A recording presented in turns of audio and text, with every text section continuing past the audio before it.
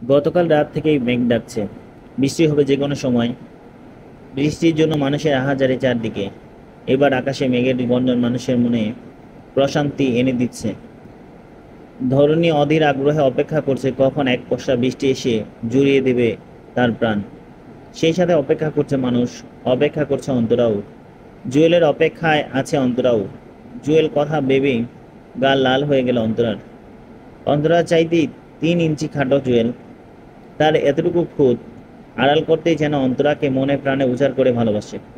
জুয়েল একটা এনজিওতে চাকরি করে। এনজিওর কাজে গ্রামে গিয়ে প্রথম অন্তরার দেখা পায় সে। তারপর কিভাবে কিভাবে যেন মন দেওয়া নেওয়া হয়ে যায় নিজেদের। অন্তরা যখন কলেজ থেকে ফেরার সময় হতো, জুয়েল তখন দুপুরে খাবার খেতে মেসে যেত। পথের মধ্যে একটু চোখাচোখি, মুচকি হাসি, এতটুকুতেই জুয়েল দেওয়ানা হয়ে গেল। নিঃসঙ্গ জীবনের সঙ্গী হিসেবে স্বপ্ন দেখতে লাগলো অন্তরাকে নিয়ে। এরই মধ্যে জুয়েলের ট্রান্সফার হয়ে গেল ঢাকায়। ঢাকায় আসার 2 দিন আগে জুয়েল সর্বপ্রথম অন্তরার সাথে কথা বলে। অন্তরা তখন বাড়ি ফিরছিল। জুয়েল পথরোধ করে দাঁড়িয়ে বলে, আগামী পরশু আমি শহরে চলে যাব। এই কাগজে আমার ফোন নাম্বার লেখা আছে, যদি কখনো প্রয়োজন মনে করেন তবে কল দিয়েন। আমি চাতকের মতো আপনার অপেক্ষায় থাকব। চাতকের মতো জুয়েলের দীর্ঘ সময় অপেক্ষা করতে হয়নি। অন্তরা তার পরদিনই ফুপুর ফোন দিয়ে লুকিয়ে জুয়েলকে কল করে। তারপর 1 মাস কথা বলার পরই অন্তরা পালিয়ে আসে জুয়েলের সাথে। এসে অন্তরা উপায় কি হলো?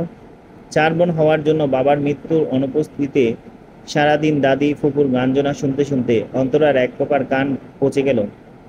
চোখের পানি মুছতে মুছতে অন্তরা সে সময় কথা ভাবতে লাগলো। পরপর 2 দিন অন্তরাকে পাত্রপক্ষ দেখতে এসেছিল। সেই সময় পাত্রী সকলেরই পছন্দ হয়, কিন্তু পছন্দ হয় না পাত্রীর বাড়িঘর, পাত্রীর বাড়ির পরিবেশ। তাদেরই বা দোষ কি? দুটা থাকার ঘর বাড়িতে, এক ঘরে 2টা রুম। এক রুমে সিরাজ, হায়দার আর সালমা থাকে। অন্য রুমে 2টো চৌকিতে 4 বোন শোয়া। 2টো চৌকি পাতার পর একটা টেবিল দেওয়া জায়গা, আর আলনার জায়গা ছাড়া আর কোনো জায়গায় নেই রুমে। নতুন জামাই থাকবে কই? মেহমান আসলে থাকবে কই? অন্য ঘরে 3টা রুম যদিও আছে, সেটা সুরাইয়া বেগমের দখলে। সেই ঘরে আসবাবপত্র আছে। তার উপর পাত্রপক্ষের দাবি নগদ 2 লক্ষ টাকা যৌতুক। 2 জায়গা থেকে আসার অসম্মতি জানালো সুরাইয়া বেগম। আর সুরভি মিলে অন্তরার জীবন যেন বিষিয়ে দিতে লাগলো। উঠতে বসতে খেতে সবসময় বলতে লাগলো, 4টা মেয়ে জন্ম দিয়ে সিরাজ হায়দারের জীবন ধ্বংস হয়ে গেছে। এখন এদের বিয়ে দিতে আরো 20 লাখ টাকা লাগবে। 1 দিন 2 দিন 3 দিন শুনতে শুনতে অন্তরার খুব জিদ উঠল। একদিন সইতে না পেরে দাদির দিকে তেড়ে গিয়ে বলল, খাইলে আমার বাপের কামাই খাই আমরা। তোমরা মা মেয়ে নাতি 3 জনে যে আমার আব্বার ঘাড়ে চেপে আসো, তার বেলায় শরম করে না তোমাগো? সুরাইয়া বেগম কান্নামাখা জুড়ে দিল অন্তরার কথা শুনে। তার 2 দিন পরে পুরো পাড়া হয়ে গেল যে অন্তরা তার দাদি আর ফুপুর গায়ে হাত তুলেছে তার বাপের কামাই খাই দেখে। সিরাজ হায়দারকে লোকে দোকানে গিয়ে বলে, আসলে মেয়ের ব্যবহার এরকম হলে তো বিয়ে দিতে পারবে না। এরপর পাত্রপক্ষে এলো, কথাবার্তায় আর এগোতো না। এই অপরাধে যে অন্তরা তার দাদি আর ফুপুর গায়ে হাত তুলেছে, তাহলে বিয়ের পর এই মেয়ে শ্বশুর শাশুড়িকেও বাদ দিবে না। অন্তরা কি ভীষণ লজ্জা লাগতো যখন তাদেরই ঘরে বসে নাস্তা খেতে খেতে পাত্রপক্ষ এইসব কথা শুনিয়ে যেত। বাবার দিকে তাকালে দেখতে পেত বাবা মাথা নিচু করে রেখেছে। বাবা নিচু করে রাখা মাথা দেখলে অন্তরার ইচ্ছে করত লজ্জায় নদীতে ঝাঁপ দিতে। অন্তরা অপরূপা বড় হয়ে উঠেছে। অন্তরা ইচ্ছে করলো পালিয়ে যেতে বাড়ি থেকে। বাবা মাকে আর লজ্জা দিতে ইচ্ছে করলো না অন্তরার। সেই সময় জুয়েলের সাথে দেখা হতো। তারপর যেদিন জুয়েল অন্তরাকে জানালো যে সে অপেক্ষায় থাকবে, অন্তরার মনে হলে সে সর্বোত্তম উপায় বাবা মাকে চিন্তামুক্ত করার। জুয়েলের সাথে কথা বলতো অল্প অল্প। একদিন রাতে শুনলো বাবার দীর্ঘশ্বাস। 3টা মেয়ে বিয়ে উপযুক্ত হয়ে উঠেছে, অথচ হাতে টাকা পয়সাও নেই। কিভাবে কি করবেন এসব ভেবে তিনি ঘুমাতে পারেন না। মায়ের কাছে শুয়ে শুয়ে এসব নিয়ে আলোচনা করছিল। সেই রাতে অন্তরা ঠিক করলো সে জুয়েলের কাছে চলে যাবে। তাতে যদি একজনের বোঝা কমে বাবার। বাবার উপর এক প্রকার অভিমান নিয়েই তার পরদিনই অন্তরা চলে গেল। এসব ভাবতে ভাবতে অন্তরার বুকের ভেতর ভারী হয়ে উঠল। বাবার একটা শার্ট বের করে জড়িয়ে ধরে বলল, বাবা, এই যে আমি চলে এলাম তোমাকে চিন্তামুক্ত করে, তোমার কাঁধ থেকে বোঝা নামিয়ে দিলাম। এবার তুমি খুশি তো? খুব বেশি ভার ছিল তোমার উপরে বাবা। মেয়ে সন্তানের ভার কি সব বাবা মায়ের কাছে এরকমই বেশি থাকে? জুয়েল এলো বৃষ্টিতে ভিজে, পলিথিন থেকে এক প্যাকেট বের করে দিয়ে বলল, এতে খিচুড়ি আছে, একটু গরম করে খেয়ে ফেলো। এই বৃষ্টির দিনে খিচুড়ি না হলে কি আর জমে নাকি? অন্তরা দেখলো প্যাকেটে একটা। অন্তরা উঠে গিয়ে খিচুড়ি গরম করে 2 প্লেট নিল।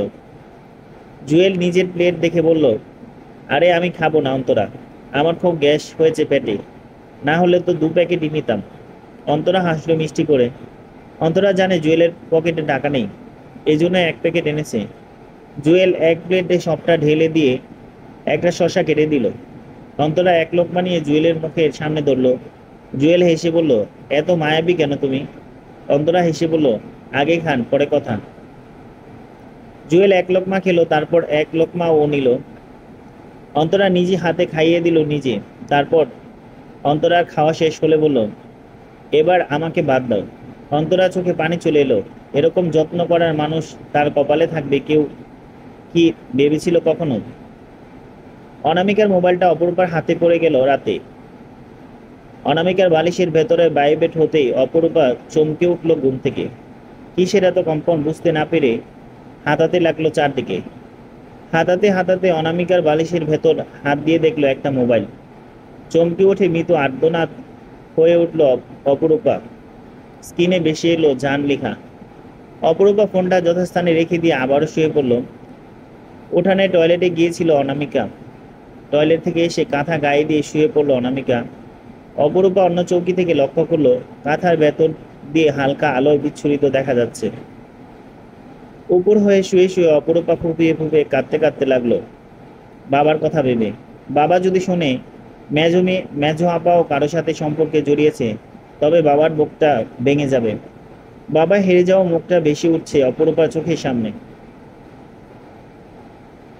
সকাল থেকে ইলিশ গুড়ি বৃষ্টি হচ্ছে। গভীর মুখে সিরাজ হায়দার বারান্দায় বসে আছেন।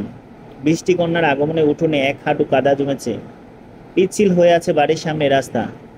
সালমা 1 মগ লেবু সিদ্ধ করে নিয়ে এলো সিরাজ হায়দারের জন্য। জ্বর এসেছে তার গত পরশু। একটা ছাতা কিনবে কিনবে করে কেনা হচ্ছে না। টানা বৃষ্টি হচ্ছে। বৃষ্টিতে ভিজেই সিরাজ হায়দার দোকানে আসা যাওয়া করছেন, আর তারই ফলাফল জ্বর, গলা ব্যথা, কাশি। রূপা বারান্দায় বসে পড়ছে। অনামিকার সাথে 2 দিন ধরে কথা বলছে না। অনামিকা বার কয়েক জানতে চেয়েও ব্যর্থ হয়েছে কেন রূপা রেগে আছে। ইলিশগুড়ির মুহূর্তে বড় বড় ফোঁটার রূপ নিল। এরপর ঝুম বৃষ্টি শুরু হলো। রূপা পাটিতে বসে হিসাব বিজ্ঞান অঙ্ক করছে। অনামিকা ঘরে বসে পড়ছে। সিরাজ হায়দার লেবু সিদ্ধ খেতে খেতে মেয়ের বইয়ের দিকে তাকালো। পড়ালেখা নিয়ে এক সময় তিনি নিজেও কত সিরিয়াস ছিলেন। কে ভেবেছিল এক সময় ফার্স্ট বয়, কোনো এক সময় মুদি দোকানি হবে। এরকম অভাব অনটনে দিন পার করতেন। পেন্সিল আনার জন্য রূপা ঘরে যেতেই শুনল অনামিকা ফিসফিস করে কথা বলা। এক মুহূর্ত থমকে দাঁড়িয়ে রূপা ভেতরে গেল। প্রচণ্ড রাগে তার সারা শরীর কাঁপছে। এত খারাপ কিভাবে হয় মানুষ? রূপা ভেতরে যেতেই অনামিকা হকচকিয়ে গেল। তড়িঘড়ি করে মোবাইল বুকের ভেতরে লুকিয়ে রেখে তোতলাতে বলল, তুই এখানে? রূপা কিছু না জানার ভান করে বলল, আমার পেন্সিল নিতে এসেছি। আর কথা না বাড়িয়ে রূপা চলে গেল। রূপা চলে যেতেই অনামিকা আবারও ফোন বের করে কথা বলতে লাগলো। রূপার সহ্য হলো না। রান্না করে ছুটে গেল মায়ের কাছে। ভাতের মার গালাতে নিয়েছিলেন সালমা। মেয়ের ছুটে আসা দেখে জিজ্ঞেস করলেন, কিছু কইবি? খিদা লাগছে? ভাত হয়েছে, একটু অপেক্ষা কর। রূপা একটু ভেবে বলল, ভাত খাবো না আম্মা। সালমা নিজের কাজ করতে করতে বলল, তাইলে কি হয়েছে, কিছু কইবি? রূপা দ্বিধাদ্বন্দ্বে পড়ে গেল। কি করবে সে? বলবে কে বলবে না? সালমা চুলায় তাওয়া দিয়ে শুকনো মরিচ রসুন দিল টলে নেওয়ার জন্য। শুটকি ভর্তা বানাবে। রূপা চুপ করে আছে দেখে বলল, এই গামছা মাথায় দিয়া রান্নাঘরের পিছনে যা তো রূপা। কয়েকটা বিলাতি ধনিয়া পাতা নিয়ে আয়, ভর্তা দিলে খুব মজা হইব। তোর বাপে গরম গরম ভাত এর লগে ভর্তা দিয়ে আরাম কইরা 4টা ভাত খাক পেট বইরা। রূপা রশি থেকে ভেজা ছেঁড়া গামছাটা নিয়ে বের হলো রান্নাঘরে থেকে। বড় ঘরের বারান্দা থেকে সিরাজ হায়দার দেখে বলল, রূপা কই যাস এই বাদল মাথায় নেয়া? রূপা বলল, রান্নাঘরের পিছনে যাই আব্বা, ধনিয়া পাতা আনতে। সিরাজ হায়দার নিজে নেমে এলেন বড় ঘরের বারান্দা থেকে। তারপর মেয়ের মাথা থেকে গামছা নিয়ে বললেন, তোর জাউনের কাম নাই। যে বাদল শুরু হয়েছে রে মা, জ্বরে পড়লে আর সহজে সারবি না। রূপা দাঁড়িয়ে রইল। সিরাজ হায়দার গিয়ে ধনেপাতা নিয়ে এলেন। রূপার হাতে ধনেপাতা দিয়ে ভিজে যাওয়া শার্টটা তিনি বারান্দায় রশিতে শুকাতে দিলেন। রূপা ধনেপাতা হাতে নিয়ে বাবার দিকে তাকিয়ে রইল। বাবার শরীর ভীষণ শুকনো। শার্টের উপর দিয়ে এতদিন রূপা বুঝতে পারেনি বাবার যে বুকের পাঁজর সবগুলো হাড়ি গুনে নেওয়া যায়। এত ভগ্ন দেহ কেন বাবার? আবারও এক প্রকার রূপার চোখ ভিজে এলো। এই মানুষটার উপর কি না একসময় প্রচণ্ড অভিমান পুষে রেখেছিল সে। মায়ের হাতে ধনেপাতা দিয়ে রূপা চলে গেল। তারপর নিজের পড়ায় মনোযোগ দিল। সিরাজ হায়দার হঠাৎ করে রূপাকে জিজ্ঞেস করলো, লেখাপড়া করে বড় হয়ে তুই কি হতে চাস অপরূপা? রূপা বাবার দিকে এক মুহূর্ত তাকিয়ে চেয়ে বলল, আপনার খুশির কারণ হতে চাই আব্বা। আপনার মুখে হাসি ফোটাতে চাই। এই যে সবাই বলে আপনার 4টা মাইয়া হওয়ায় আপনার জীবন শেষ হয়ে গেছে, তাদের মুখের উপর জবাব দিতে চাই। সিরাজ হায়দার হাসলেন। তারপর বললেন, আল্লাহ তোরে অনেক বড় করুক মা, তোর স্বপ্ন পূরণ করুক। আমি পারি নাই আমার স্বপ্ন পূরণ করতে, তুই যাতে পারস মা।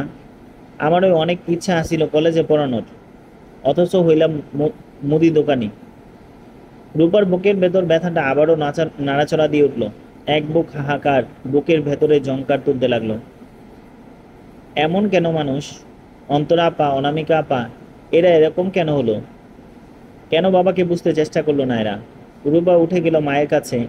ভর্তা বানিয়ে সালমা প্লেট এ ভাত নিচ্ছে। রূপা গিয়ে বলল, একটা কথা কইতাম মা। সালমা জিজ্ঞেস করলো, কি? রূপা বলল, মেজো আপার কাছে একটা মোবাইল ফোন আছে মা, তুমি ঘরে গিয়ে দেখে আসো। সালমা চমকে উঠলো শুনে। হাত থেকে ভাতের প্লেট পড়ে গেল, ছিটিয়ে ছড়িয়ে পড়লো কতগুলো ভাত। রূপা চুপ করে ভাত সব কুড়িয়ে নিল। সালমা আস্তে করে ঘর থেকে বের হয়ে গেল। অনামিকা তখনও ফোনে কথা বলছিল। সালমা গিয়ে খপ করে মেয়ের হাত থেকে ফোনটা কেড়ে নিল। অনামিকা কিছু বুঝে ওঠার আগেই সালমা থাপ্পড় মারল মেয়ের গালে।